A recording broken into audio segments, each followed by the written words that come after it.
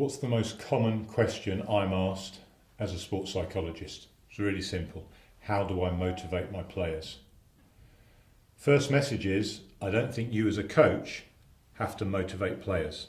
I think you have to create an environment where your players are motivated. So my first message is transfer the motivational work to the player. Don't try and do it all yourself. Clearly, you as a coach have to be motivated, but you can't motivate others unless they are in that environment. That's the first thing. The second thing that we can talk about is this idea of goal setting. And I don't know any coaching course that I've ever been on or I've ever heard of where they haven't mentioned in the frame of motivation goal setting. But I have a message for you.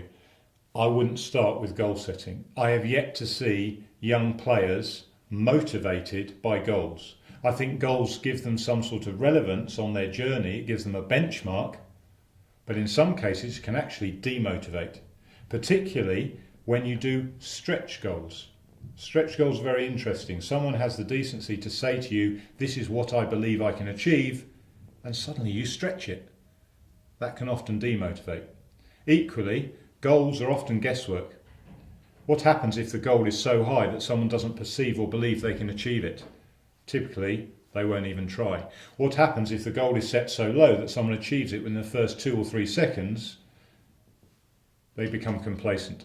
So I think there's a different way to start and think about motivation. Goals, objectives, taking action, and even some mission statements are what I'd call below the line thinking.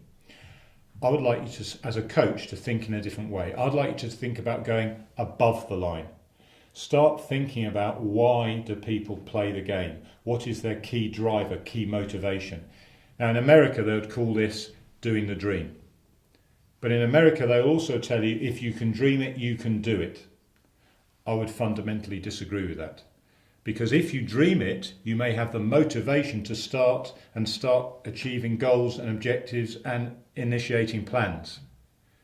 But just because you can dream it doesn't mean you'll do it. I've seen a bumper sticker in America. You may have seen it too. It says, shit happens.